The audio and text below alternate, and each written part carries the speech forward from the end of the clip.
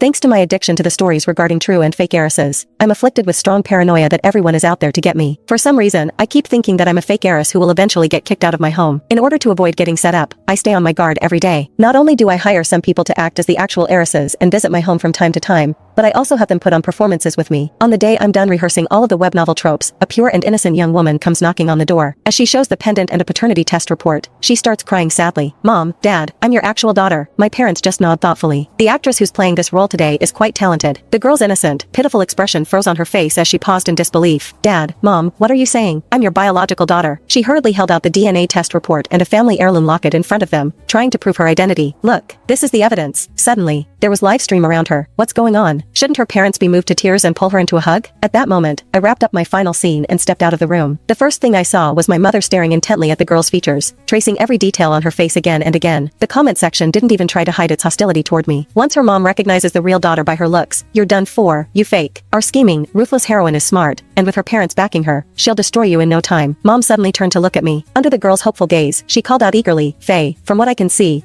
this girl has the best acting skills and is the most dedicated." She even prepared her own props. You won't go wrong partnering with her. The girl glanced at them, then down at the items in her own hands. Her expression darkened instantly. I cleared my throat, feeling a little awkward. "Mom, I don't think she's one of the actresses I brought in." That caught both my parents off guard as they sat on the couch. "What? She's not? Then, who is she?" With everyone's attention suddenly focused on her, the girl grew agitated. She threw herself at my parents' feet and sobbed, "Dad, Mom, I finally found you. Even though I've suffered all these years, struggling just to get by and barely having enough to eat, it was all worth it. Our family is finally reunited." Excitement surged through the comments again. Here it is, the classic recognition scene. The female lead is so pitiful. She's maxing out her parents' sympathy instantly. I can't wait for the parents to take it out on the fake daughter. She's been living in someone else's place all these years. The girl wiped her tears and looked up expectantly, but my parents remained oddly calm, even a little awkward. Dad looked especially uncomfortable and turned his face away. "Miss, calm down for a moment." The girl looked completely baffled, unable to understand why things were unfolding this way. I took it all in and nearly failed to hold back my laughter. Over the years, I had hired no fewer than 100 actors, running through thousands of familiar fiction cliches. The recognition plot alone had been staged nearly 100 times. The first time they saw it, my parents were so moved they cried, wishing they could give their hearts to the real daughter. The second time, they felt deep regret and swore to make it up to their biological child. By the 99th time, all that remained on their faces was numbness. They even begged me in their dreams to switch to a different storyline. Since it involved questions of parentage, my parents immediately called in professionals to run a full paternity verification process. The girl's name was Tanya Lockman. It turned out she truly was their biological daughter who had been switched at birth by a nurse. After the truth was verified, my parents clustered around her anxiously and instructed the staff to set up a room for her. Tanya saw that I hadn't moved from my spot. She made a show of rubbing her eyes until they turned red. "Faye grew up by your side, living in luxury and receiving the best education. I'm just a plain, shabby country girl. How could I possibly deserve to live in the same